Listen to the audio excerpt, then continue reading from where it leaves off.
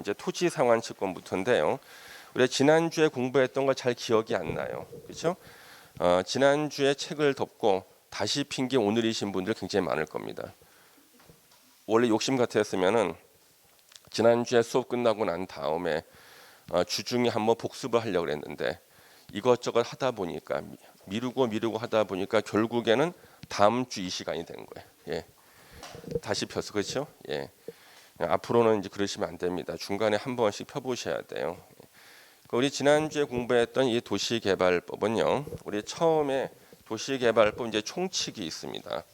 도시개발법은요.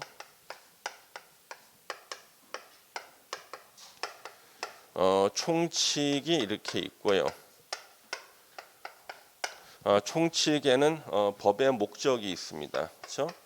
법의 목적에는 공공복리 증진을 목적으로 한다. 그 다음에 도시개발법은 용어 정의가 딱 두 개밖에 없어요. 그래서 도시개발구역하고 도시개발사업의 뜻. 그 도시개발사업의 뜻은 두 개죠. 도시개발사업, 시가지 조성 또는 단지 조성을 말한다. 그 다음에 우리 도시개발구역 지정 파트가 있죠. 도시개발구역, 구역을 지정하는 파트. 그래서 우리 도시개발구역 지정에서는 도시개발구역의 지정권자는 누가 되는가? 원칙, 시도지사, 대도시시장, 예외 국토부 장관. 국토부 장관이 지정권자가 되는 경우가 5가지가 있었고요. 그 다음에 우리 도시개발구역 지정 규모가 있었죠. 일단 원칙적인 지정 규모, 면적을 암기하셔야 돼요. 그래서 생산녹지, 자연녹지, 상업지역, 주거지역은 최소 1만 제곱미터 이상, 공업지역은 3만 제곱미터 이상, 그다음 도시지역, 외지역은요. 원칙은 30만 제곱미터 이상 규모로 도시개발구역을 지정해야 되고요. 예외적으로 시가지가 되기 위한 조건 두 개를 갖췄을 때는 10만 이상으로 지정할 수가 있어요. 아파트나 연립주택 건설 계획이 포함되는 경우로서 초등학교 용지를 확보하고 4차로 이상 도로를 설치했을 때는 도시지역 외지역에서 10만 제곱미터 이상으로 도시개발구역을 지정할 수 있다. 그 다음 도시개발구역에 지정 효과가 있죠. 자, 도시개발구역을 지정하면요. 도시지역으로 결정 고시된 것으로 본다. 또 지구단위 계획구역으로 결정 고시된 것으로 본다. 요 두 가지 효과가 생기지 않는 경우가 있었어요. 그 지역이 취락지구나 도시적 외지역에 지정된 지구단위 계획구역에서는 그러하지 아니하다. 도시지역 되는 것도 아니고 지구단위 계획구역 되는 것도 아니다. 그 다음에 지형도면의 고시특례. 지형도면을 도시개발사업 시행기간 안에 할 수가 있고 그 다음에 개발행위 허가제가 적용이 된다 그랬습니다. 그 다음에 도시개발구역을 개발하는 개발계획이 있었죠. 자, 개발계획의 수립권자는 지정권자. 그 다음에 개발계획을 수립할 때 도시개발구역 지정과 개발계획 수립을 동시에 하는 게 원칙이지만 도시개발구역을 먼저 지정하고 개발계획 수립을 나중에 할 수 있다.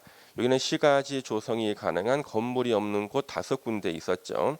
자연녹지지역, 생산녹지지역, 도시지역, 외지역, 국가균형 발전을 위해서 지정하려는 지역, 단 자연환경 보전지역 제외, 그리고 주거, 상업, 공업지역이 차지하는 비율이 30% 이하인 지역, 이 5군데에다가 하나가 추가가 돼요. 개발계획을 공모할 때 도시개발구역 지정을 먼저 하고 개발계획 수립을 나중에 할 수 있다.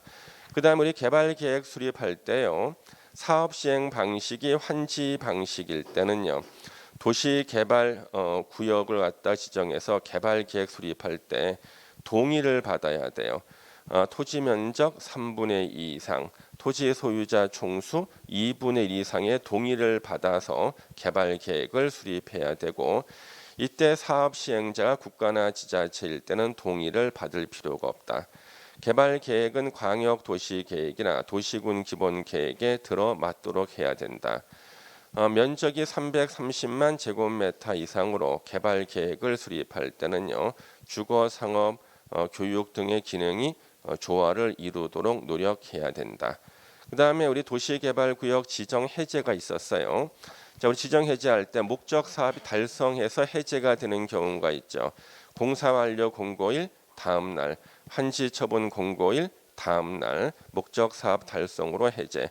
자, 우리 목적 사업 달성 불능으로 해제되는 경우가 있죠. 도시개발구역을 먼저 지정하고 3년 내에 실시 계획 인가를 신청하지 않았을 때 3년이 되는 날에 다음 날에 해제. 그다음 도시개발구역을 먼저 지정하고 개발계획 수립을 나중에 할 때가 있었죠. 이때는 도시개발구역 지정 고시 후 2년 내에 개발계획을 수립해야 되고요. 안 했을 때는 2년이 되는 날에 다음 날에 해제. 2년 내에 개발계획 수립했을 때는 다시 3년 내에 실시계획 인가를 신청해야 되고요. 안 했을 때는 3년이 되는 날에 다음 날에 해제가 돼요. 근데 만약에 이 지역 면적이 330만 제곱미터 이상일 때는요. 2년 대신에 5년, 3년 대신에 5년으로 연장이 되고 목적 사업 달성 불능으로 해제가 될 때는 용도 지역이 환원이 되고요. 그 다음에 지구 단위 계획구역은 폐지된 것으로 본다. 여기까지가 도시개발구역 지정 파트에서 중요한 것들이죠. 그 다음에 세 번째가 시행자. 요 시행자하고 시행자가 작성하는 실시 계획이 있어요. 자, 시행자는 누가 지정하는가? 지정권자가 지정하고요. 시행자는 크게 두 가지로 구분이 돼요. 공공시행자와 민간시행자. 그 다음 우리 시행자를 의무적으로 지정해야 되는 경우가 있습니다. 도시개발구역 전부를 환지 방식으로 시행할 때는 토지 소유자나 도시개발조합을 시행자로 지정한다. 그 다음에 우리 시행자 변경 사유가 있었어요. 변경 사유 네 가지. 2년 내 사업에 착수하지 않았을 때, 1년 내 실시계획 인가를 신청하지 않았을 때, 그 다음에 취소당했을 때, 부도 파산 났을 때, 총 네 가지. 그 다음에 지정 제한이라는 게 있었어요. 도시개발구역 지정을 제한할 수가 있는데 제한을 할 수 없는 자가 3명, 국가, 지자체, 조합은 제한을 할 수 없다. 그 다음에 우리가 시행자 중에서 시험을 10번 보면 9번 나온다는 게 있었죠. 도시개발조합. 도시개발조합을 설립하기 위해서는 토지 소유자 7명 이상이 정관을 작성해서 지정권자에게 설립 인가를 받아야 되고 인가 신청할 때는요. 토지 면적 3분의 2 이상, 토지 소유자 총수 2분 이상의 동의를 받아야 되고요. 인가 받은 걸 변경할 때는 다시 인가를 받아야 되지만 경미한 사항 변경할 때 인가를 받지 않는다. 경미한 사항 변경 두 가지, 주된 사무소 소재지 변경, 공고 방법을 변경할 때. 그러면 도시개발조합의 조합원은 토지 소유자 전원이 조합원이 되고 동의하지 아니한 자도 당연 조합원이 된다. 그 다음에 조합에는요 조합장, 이사, 감사를 두고요. 그 다음에 여기서 조합장, 이사, 감사 중에서 우리가 그 이사, 조합장 이런 사람들에서 결격 사유가 나왔었죠. 결격 사유. 결격 사유가 있으면 그 다음 날로부터 자격을 상실하게 되고요. 겸직, 금지, 그렇죠? 예. 그 다음에 조합의 법인격은 언제 취득하는가? 예. 주된 사무소 소재지에서 등기를 하면 조합이 법인격을 취득한다. 바로 성립이 되는 거고요.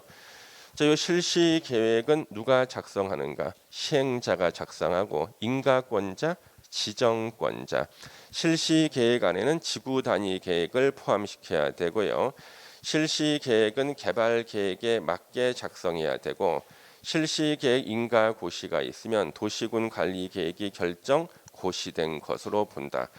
여기까지가 우리 지난 시간에 공부했던 내용들이에요. 그래서 여러분들 친구가 지난 시간에 뭐 배웠냐 그러면 방금 제가 말한 것처럼 이렇게 말을 해줘야 돼. 예, 할 수 있잖아. 예. 그래서 이렇게 입으로 자기가 설명할 수가 있으면은 공부가 다 끝난 거예요. 틀릴 수가 없지, 그렇죠? 그 다음에 우리 네 번째로 사업 시행 방식을 지난주에 공부했죠. 사업 시행 방식. 사업 시행 방식. 그래서 첫 번째가 우리가 요 사업 시행 방식의 그 구분을 공부했어요.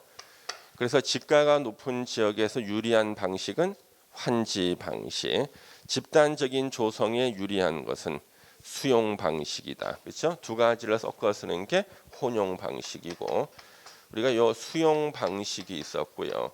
그래서 우리 수용 방식에서 지난주에 첫 번째 우리 수용권 취득에 대해서 공부를 했었고, 두 번째로 우리 공치법의 특례가 있었죠. 수용의 일반법, 공치법의 특례를 공부했습니다. 그래서 요 수용권은요, 모든 시행자가 다 수용권을 취득하는데 단 민간 시행자는요 조건이 걸려요.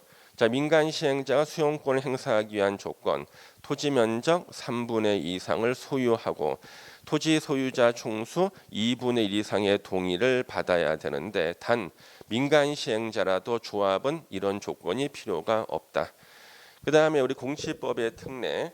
자, 수용의 일반법이 공치법인데 공치법이 도시개발법에서는 두 가지 조문이 적용되지 않고 두 가지는 도시개발법이 우선 적용이 돼요. 그래서 세부 목록 고시가 있으면 사업 인정 고시가 있는 것으로 본다. 즉 수용권을 취득한다.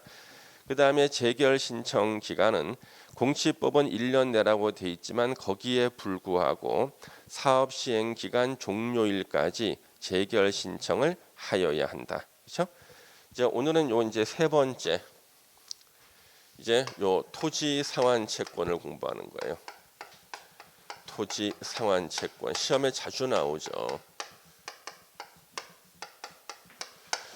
그래서 오늘은 요 토지 상환 채권을 공부합니다. 이 토지 상환 채권은 왜 수용 방식에 나오냐 그러면 원래 우리 수용 보상금은요 현금으로 지급하는 게 원칙이에요. 근데 현금 대신에 우리 도시개발 사업이 끝나고 나면요 쉽게 말하면 우리 아파트 하나 짓잖아요. 아파트 현금 지금 보상금을 현금으로 받을래 아니면 도시개발 사업 끝나고 나서 새롭게 지은 아파트 한 채로 받을래 이렇게 물어보는 거예요. 그러면 이제 우리는 머리가 복잡해요. 자산의 현재 가치도 막 생각해야 돼. 지금 현금으로 한 2억을 보상금 받을 것인가, 지금 가격으로 2억짜리 아파트를 도시개발 사업 끝나고 나서 현물로 받을 것인가 생각하는 거죠. 근데 이 도시개발 사업이 인기가 있어. 아마 이게 완공될 쯤 되면은 저 아파트 가격이 많이 오를 거야. 그래서 이제 수용을 하는 사업 시행자한테 나 수용 보상금을 현금으로 안 받을래요. 도시개발 사업 끝나고 나서 새롭게 조성된 토지나 건물의 대표가 아파트야. 아파트로 받겠다. 그러면 이걸 증명하기 위해서 종이를 한 장 줘요. 수용당하는 사람한테. 그 종이가 토지 상환 채권이에요. 그러면 이 토지 상환 채권을 딱 받고 난 다음에 이제 기다리는 거야. 도시개발 사업 끝날 때까지. 끝나고 나서 이제 아파트가 다 완공됐잖아요. 그러면 이 토지 상환 채권을 제출하고 아파트를 받게 되는 거예요. 그래서 이 토지 상환 채권은 제목은 토지 상환이라고 돼 있지만 토지 또는 건물로 상환해 주는 거예요. 그래서 이 토지 상환 채권에는 시험에 나오는 게 딱 정해져 있고 요거 다 나왔어요. 시험에 하도 기출 문제가 많아가지고 내용이 다 나왔어요. 안 나온 내용이 없어요. 토지 상환 채권은 토지 소유자가 원하면 발행이에요. 원하면 발행한다. 요 말뜻은 뭐냐면 직권 발행이 안 돼. 토지 소유자가 나 현금 안 받고 나 나중에 아파트 한 채로 받을래요. 이렇게 원해야 되고 이 사람이 싫다 그러는데 억지로 발행하는 거 안 돼요. 강제나 직권 발행 안 돼요. 토지 소유자가 원하면 발행. 토지 또는 건축물로 상환해 주는 거예요. 토지 또는 건축물로 상환입니다. 물로 상환한다. 현금 대신에. 그 다음에 매수 대금의 일부 사줘야 되는 그 수용 보상금이죠. 그래서 우리가 협의로 매수하기도 하기 때문에 우리가 수용보상금이라는 단어를 법조문에서 안 써요. 우리 수용하는 것도 사는 거잖아요, 그렇죠? 예, 그래서 매수대금의 일부, 매수대금의 일부를 지급하는 거예요. 그래서 그 수용 보상금이 만약에 뭐 10억을 줘야 된다. 10억 전체를 다 토지 상환 채권 주는 거 안 돼요. 그 일부만 토지 상환 채권으로 하는 겁니다. 그래서 이 토지 상환 채권이 사람들한테 처음으로 선을 보인 때가 언제냐 그러면 분당 신도시였어요. 그래서 분당 신도시 만들 때도 토지 상환 채권 발행했어요. 그때요. 그래서 수용 보상금의 일부를 그 아파트로 받으신 분들이 있잖아요. 이분들은 선택을 잘했죠, 그렇죠? 예. 그래서 그때 사람들이 토지 상환 채권이 있구나 이제 그때 안 거예요. 매수대금 일부를 지급하기 위해서 토지 상환 채권을 발행하고 근데 요 토지 상환 채권은요 조성되는 토지나 건물의 2분의 1을 초과할 수가 없어요. 2분의 1을 초과할 수 없다. 왜 2분의 1을 초과할 수 없냐 그러면 도시개발 사업으로 새로 조성되는 토지 면적이 만약에 100만 평인데 50만 평을 갖다가 토지 상환 채권 발행한다는 것은 공사하기도 전에 이미 주인이 절반이 정해져 있는 거예요. 그러면 이제 남는 땅이 50만 평이면 그거 가지고 도로, 공원, 학교 설치하려고 그러면 아주 부족해질 수가 있거든요. 그래서 토지 상환 채권은 조성되는 토지나 건물의 2분의 1을 초과해서 발행할 수는 없다. 예. 그다음에 토지 상환 채권은요. 시행자가 발행 계획을 작성해서 시행자가 발행 계획을 작성해 가지고 지정권자 도시개발구역을 지정한 지정권자한테 승인을 받아야 돼요. 근데 우리가 시행자 중에서 불안한 시행자 있었죠. 민간 시행자. 민간 시행자가 토지 상환 채권을 발행할 때는요. 민간 시행자 대표적으로 건설회사다. 발행해 놓고 파산할 수도 있잖아요. 그래서 금융기관에 지급 보증을 받아야 돼요. 민간 시행자는 지급 보증도 받아야 된다. 민간 시행자는 승인도 받아야 되고 지급 보증도 다 받아야 되네. 그다음에 요 토지 상환 채권은요. 요 상환자가 나오잖아요. 상환자가 나온다는 것은 상환받을 권리자가 따로 정해져 있거든요. 그래서 이것을 기명증권이라 그럽니다. 이걸 기명증권이라 그래요. 그래서 여러분들이 길을 지나가다가 만약에 토지 상환 채권을 주셨어. 그러면 아파트 한 채를 주신 거예요? 아니죠. 거기 이름 써 있는 사람만 아파트로 돌려받을 수가 있어요. 주시려면 무기명 증권을 주셔야 돼. 무기명 증권 어떤 거예요? 극장표 이런 것들. 예?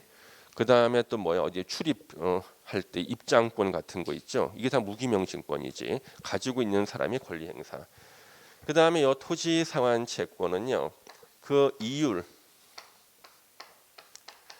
이율은요. 발행자가 정합니다. 발행자가 정한다. 지금 제가 칠판에 쓰는 거는 다 시험에 나왔던 것들이에요. 이율은 발행자가 정한다. 자 그러면은 이걸 발행하는 사람은 채권자예요, 채무자예요? 채무자지. 원래는 현금으로 줘야 되는데 현금 안 주고 채권으로 준다는 건 나중에 돈으로 주겠다는 거잖아. 그러면 우리가 돈을 빌릴 때 이자는요 발행자가 채권자가 정해요, 채무자가 정해요. 이자는 채권자가 정하는 거야 원래는요. 여기는 채무자가 이자를 정하는 거잖아요. 이게 민법의 일반 원칙에 맞지 않기 때문에 시험에 내는 거예요. 그래서 이것을 정답으로 내신 교수님이 이렇게 생각하는 거지. 우리 민법을 충실하게 공부한 학생이라 그러면은 이자는 채권자가 정하는 거니까 여기서 발행자는 채무자거든. 채무자가 이유를 정한다 그러면은 아마 틀릴 거야. 민법하고 달라가지고 이렇게 여러분들 너무 높게 평가하는 거야. 예. 우리는 혼동이 안 되면 그냥 외워버렸거든요. 그냥 발행자가 정한다 이유는. 예. 그 다음에 요 토지 상환 채권은요 양도성이 있어요. 양도성이 있고 질권의 목적이 됩니다. 질권의 목적이 된다. 그럼 우리 질권은요 동산이나 채권을 담보로 맡기고 돈을 빌리는 게 질권이에요. 그 질권의 목적은 동산이나 채권입니다. 그래서 이 동산이나 채권이 질권의 목적. 그럼 우리 질권을 영업으로 하는 게 전당포잖아요, 그렇죠? 그래서 채권도 질권의 목적이 되는데 채권을 맡기고 돈을 빌려요. 근데 약속한 날에 갚지를 못한다 그러면 돈을 빌려준 사람이 질권을 실행할 수가 있어요. 그러면서 질권을 실행하기 위해서는 그 채권이요 양도성이 있어야지만 질권의 목적이 돼. 그래서 어떤 채권이 질권의 목적이 되는 채권이라 이 얘기는 양도성이 있다는 거예요. 양도성이요. 이것도 다 시험에 다 나왔어요. 여기 이제 토지 상환 채권에서 우리가 시험에 다 나왔고 꼭 알아둬야 됩니다. 그러면 거기 44페이지부터 칠판에 다 썼네, 그렇지? 예. 그래서 이런 것들을 보시고 거기 동그라미 3번을 보세요. 3번 보시면은 토지 상환 채권의 이전, 토지 상환 채권을 이전하는 경우 취득자는 성명과 주소를 토지 상환 채권 원부, 이 토지 상환 채권 원부가 부동산으로 말하잖아요. 이게 등기부예요. 등기사항 증명, 등기부. 원부에 기재하여 줄 것을 요청해야 되고 취득자의 성명과 주소가 토지 상환 채권에 기재되지 아니하면은 취득자는 발행자 및 그 밖의 제3자에게 대항하지 못한다. 이 대항하지 못한다는 말을 처음 배운 게 민법에서 배웠네. 선의의 제3자에게 대항하지 못한다. 예. 나는 무슨 싸우는 줄 알았어. 예. 처음 공부할 때. 그래서 제가 처음 3월 달에 공부했을 때 가장 힘들었던 게 법대 1학년 1학기 입학하잖아요. 3월 2일 날 입학식을 해. 그리고 나서 이제 첫 민법 시간 때 헷갈렸던 거 선의하고 악의였어. 선의가 무슨 뜻인가? 착한 마음으로, 악의 악한 마음을 품고 이렇게 알았어 다. 예.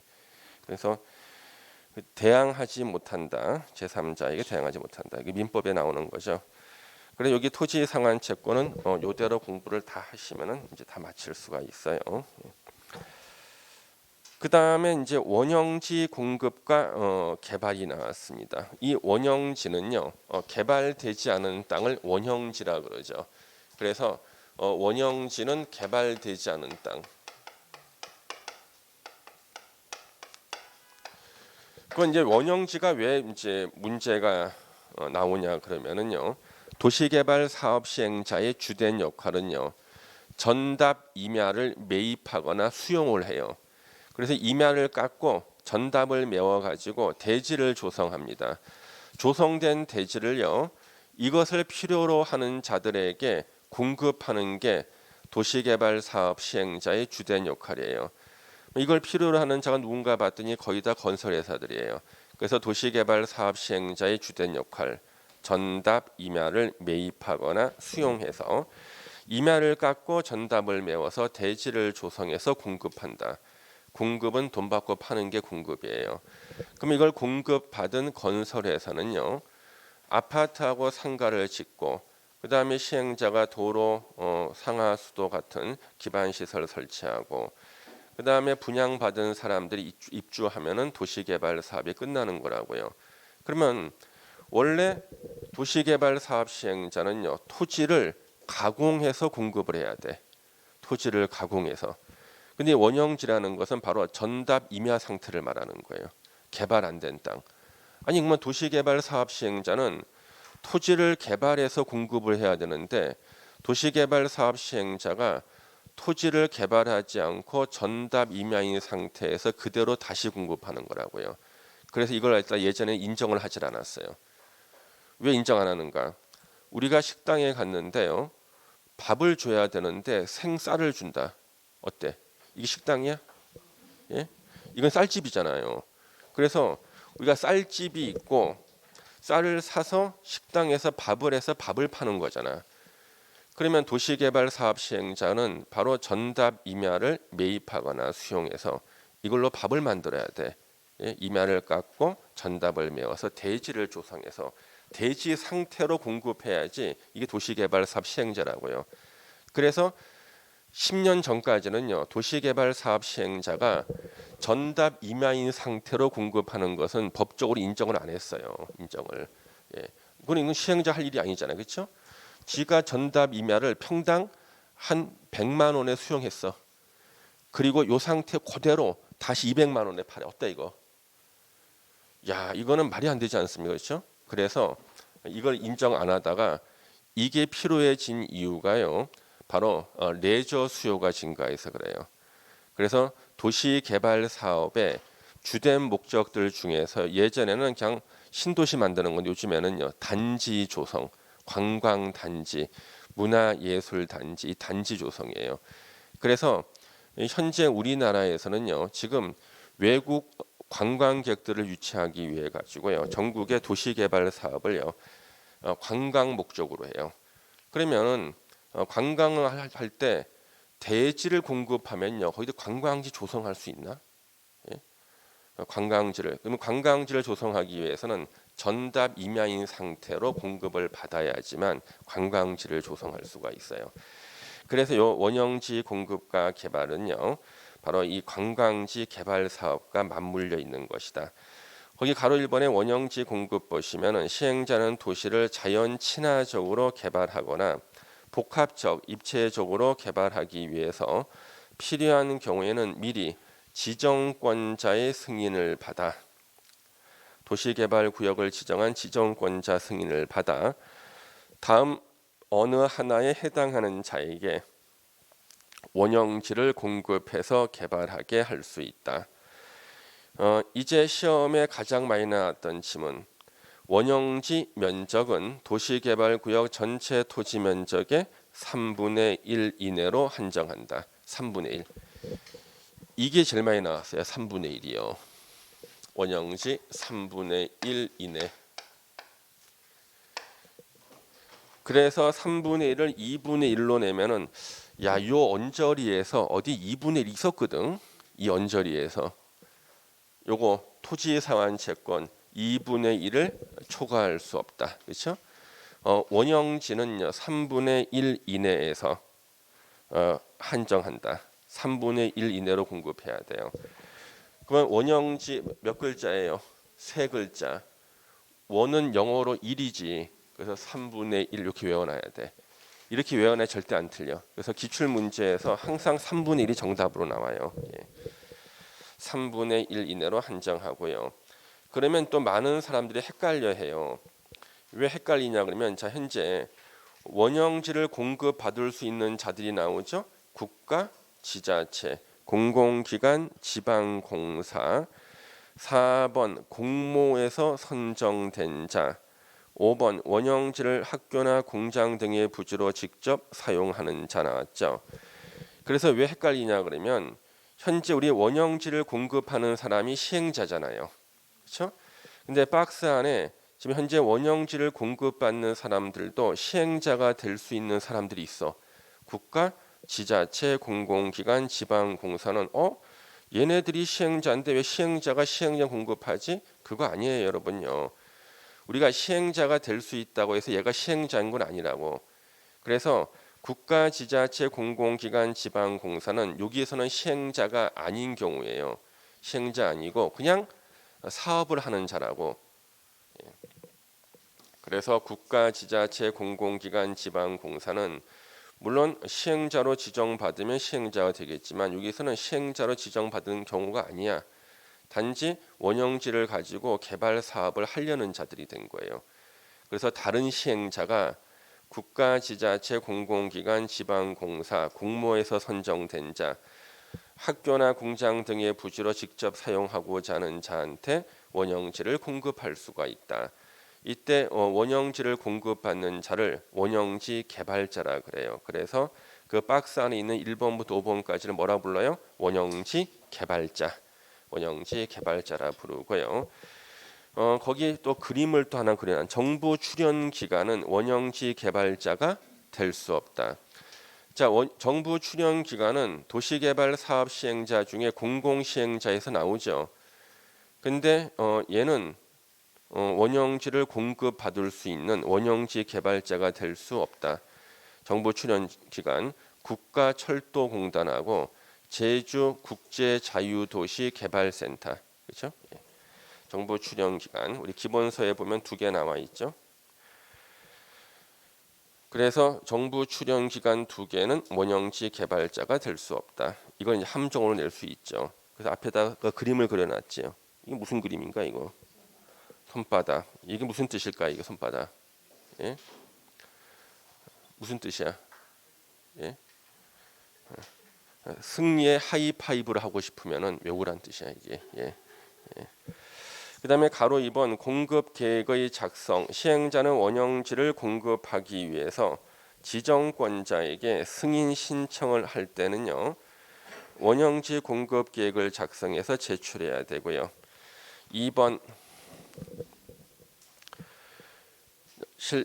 시행자는 개발 방향과 승인 내용, 공급 계획에 따라 원형지 개발자 공급 계약을 체결한 후 원형지 개발자로부터 세부 계획을 제출받아 이를 실시 계획 내용에 반영해야 되고요.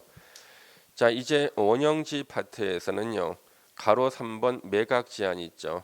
이것도 계속 정답으로 나왔어요. 원형지 개발자는 10년 범위에서 대통령령으로 정하는 기간 안에는 원형지를 매각할 수 없다. 근데 국가지자체는 제외다. 원형지를 공급받은 원형지 개발자 국가지자체 지네들일 때는요. 10년 범위 내라도 원형지 매각할 수 있어. 지네들은요. 이런 규정을 두는 이유는 원형지를 매각해서 그 차액을 갖다가 벌어가는 것을 막으려는 거예요. 예. 그 다음에 이주용 주택이나 공공문화시설 등 대통령령으로 정하는 경우로서 미리 지정권자 승인을 받은 경우에는 그때는 매각할 수 있다. 그 다음에 조성토지 등의 공급 계획을 보세요. 시행자는 조성토지 등을 공급하려고 할 때는요. 조성토지 등의 공급 계획을 작성하거나 변경해서 지정권자한테 제출. 자, 지정권자 제출의 밑줄을 긋고요. 지정권자한테 승인받는 거 아니에요. 예. 지정권자한테 승인받는 거 아니에요. 토지상환 채권 발행할 때는 지정권자 승인이지만 여기서는 그냥 지정권자한테 제출만 하면 돼요. 승인받는 거 아니고. 그다음 우리 조성 토지 등의 요 공급 방법 이것도 이제 시험에 계속 나오죠. 조성 토지 등의 공급. 그러면 도시개발 사업 시행자의 역할, 토지를 조성해서 공급하는 거라 그랬잖아요. 그러면 토지를 조성해서 공급할 때 원칙이 경쟁 입찰입니다. 원칙이 경쟁 입찰로 공급. 예외는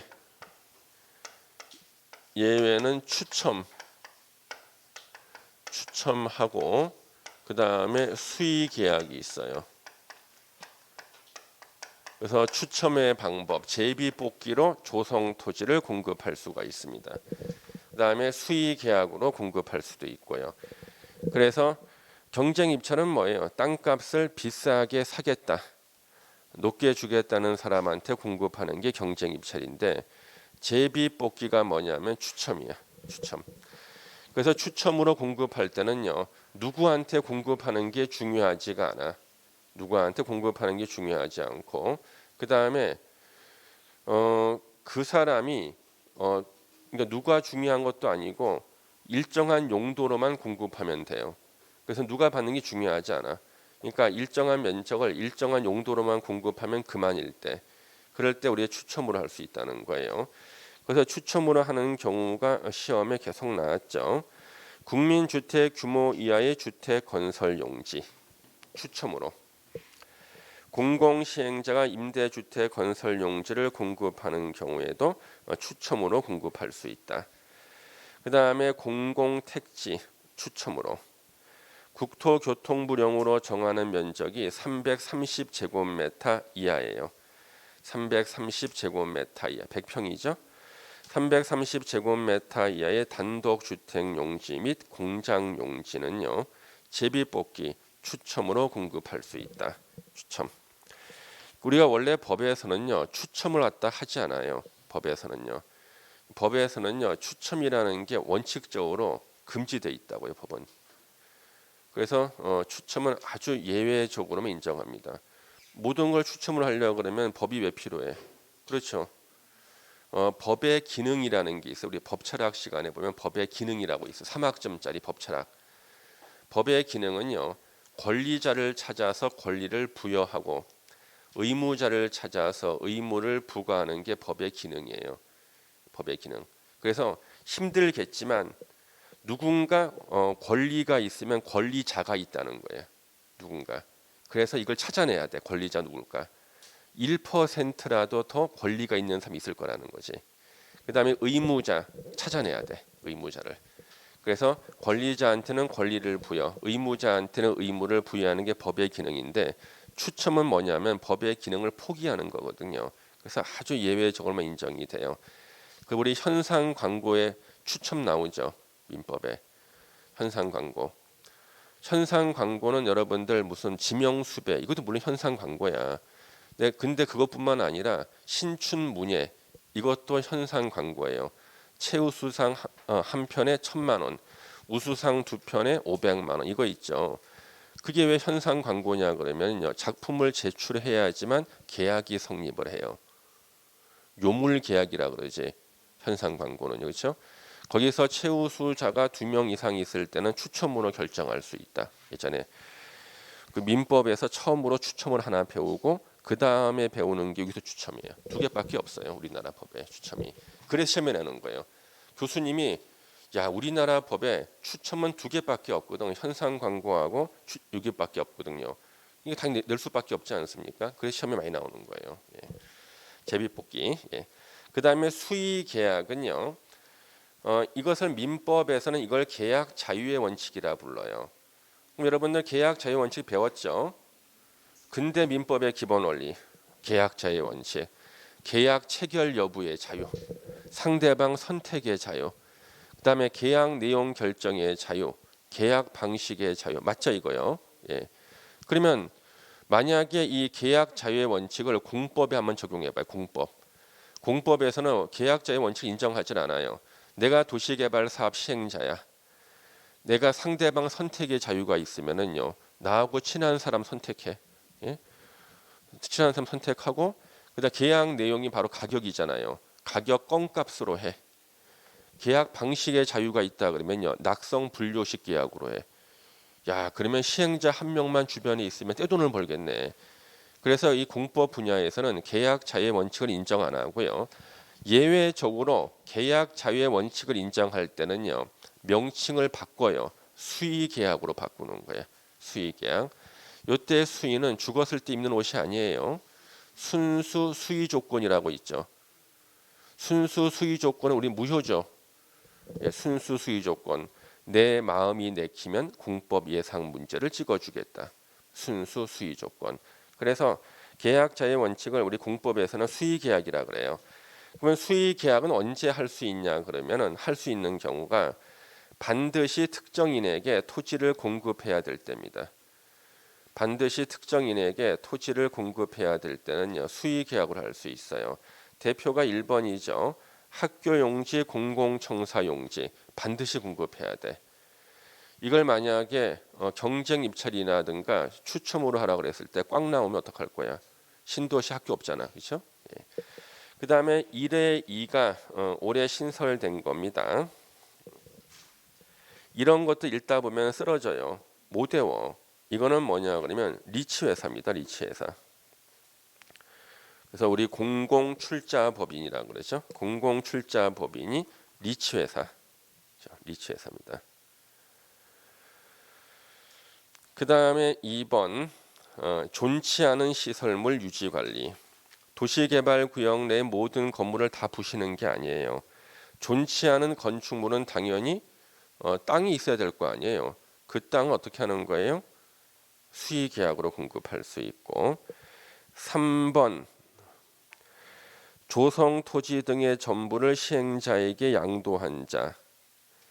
이게 뭐예요? 대토. 대신 다른 땅을 반드시 줘야 돼. 대토하는 거예요. 대토. 3번은 대토. 4번은 토지 상환 채권 받은 사람한테는 당연히 땅 줘야겠죠. 그렇죠? 예. 토지 상환 채권 받은 사람한테는 당연히 땅을 줘야 되고 우리가 실무에서는요. 5번이 많아요. 실제 해보면은요. 토지 규모 및 형상, 입지 조건 등에 비추어 토지 이용 가치가 현저히 낮은 토지로서 인접 토지 소유자 등에게 공급하는 것이 불가피하다고 시행자가 인정하는 경우. 이 5번이 어떤 거냐 그러면요. 실제로 일을 하다 보면 이런 게 나와요. 여기가 이제 도로가 이렇게 있거든요. 이쪽에 땅이 이렇게 있는데 이게 현재 갑소유 땅이고요. 현재 지금 도시개발 사업에서 조성된 토지를 공급해야 되는 땅이 요 땅인 거야. 가늘고 길죠. 형상. 이건 맹지지. 이 땅을 살 수 있는 사람은 누구밖에 없어요. 갑이지. 자, 그래서 이런 땅들이 굉장히 많아 실제로 사업하다 보면은요. 그래서 여러분이 만약에 갑이라면은 저 땅을 갖다가 도시개발 사업 시행자가 사라고 수의계약 체결할 때 여러분 가격을 어떻게 부를 거예요? 싸게? 마인드가 안 됐구나. 거저달라 그래야지. 예. 거저달라면 거저줘요. 왜? 거저 안 주면은요. 이 땅 관리하는 비용만 나가지. 그렇잖아요. 땅 관리하는 비용만 나간다니까. 저럴 때는 거저달라 그러는 거예요. 처음에는 싸게 주겠다 그럴 때 그러면 거저달라 그러고 그리고 한 1년 지나고 나면 거저줘요. 왜? 관리비만 나가잖아. 그렇죠? 예. 그러면 이 땅을 어떻게 지금 표시하는 읽어볼게요. 토지의 규모, 작지, 형상 뭐야? 가늘고 길어. 입지 조건은 뭐야? 맹지야. 토지 이용 가치가 현저히 낮은 토지로서 인접 토지 소유자 등에게 공급하는 것이 불가피하다고 시행자가 인정하는 경우 이런 경우예요. 이럴 때는 수의 계약으로 공급할 수 있다. 그 다음에 6번 선정된 자. 선정된 자 기억하시면 돼요. 선정된 자. 그래서 선정된 자. 6번을 자세히 설명하자면 말이 길어져요. 그냥 각종 그 공고를 해가지고 선정된 자들한테 수의 계약으로 공급할 수 있어요. 이때 이제 대개 좀 지나고 나면 이제 뉴스에 나와요. 다 구속됐다고 나옵니다. 선정된 자들. 예. 선정된 자 곧 구속될 사람들. 6의 2 외국인 투자 기업. 외국인 투자 기업. 그 다음에 6의 3 대행 개발 사업자. 예. 대행 개발 사업자. 개발 대행하는 겁니다. 우리는 7번을 체크해 주셔야 돼. 7번. 자, 7번 별표. 경쟁 입찰 또는 추첨의 결과 2회 이상 유찰됐을 때는 그때 뭘로 할 수 있다는 거예요? 수의 계약으로 할 수 있다. 동그라미 3번 조성 토지 등의 가격 평가는 감정 가격으로 한다. 감정 가격으로 하고 그 다음에 6번 학교 용지 등의 공급 가격이 있잖아요. 이것도 시험에 가끔 나와요. 학교 폐기물 처리 시설 학교 밑줄을 치고 폐기물 처리 시설 밑줄 치고 그다음에 이주 단지 조성 밑줄 치고 토지를 공급할 때는 토지의 가격을 감정평가 법인 등이 감정평가한 가격이야. 자, 감정평가한 가격이야 밑줄을 치고 조성 원가 X 조성 원가 X 이렇게 하시면 돼요. 예전에는 조성 원가로 정할 수 있다였어. 예전에는 조성 원가로 정할 수 있다는 것이 우리 시험 범위에서 세 군데 원래 있었다고요. 그런데 이거 세 군데를 다 감정 가격 이하로 다 개정을 했다고요. 개정되고 난 다음에 틀리게 조성 원가로 두 군데서는 시험에 나왔는데 요건 아직 안 나왔어요. 그래서 제가 출제위원한테 알려줬어요. 아직 안 냈다고 참고하시라고. 그래서 감정평가한 가격 이하. 예전에는 조성 원가로 공급할 수 있다였거든요. 지금은 감정평가한 가격 이하예요. 그러면 또 대통령령에 감정평가한 가격 이하로 공급할 수 있는 거 있죠. 자, 이럴 때는 우리 2번을 먼저 보세요. 2번 사회복지시설. 사회복지시설. 예. 그리고 밑줄 칠게 유료시설 제외. 자, 사회복지시설 설치할 때는 설치할 목적으로 조성 토지를 공급할 때는 감정평가한 가격 이하로 정할 수가 있어요.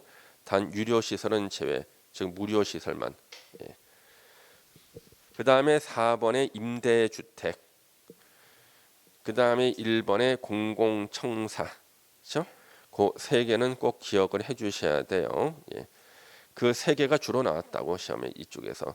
나머지는 여러분들이 보너스로 이제 읽어주시면 되고. 예.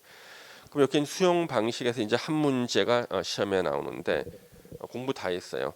그래서 5개 지문으로 종합 문제 낼 수도 있고 하나만 내면 토지 상환 채권을 한 문제로 내던가 아니면 조성 토지 등의 공급을 한 문제로 내던가 이렇게 내고 있어요. 잠시만 쉬었다가 이제 환지 방식을 보겠습니다. 예.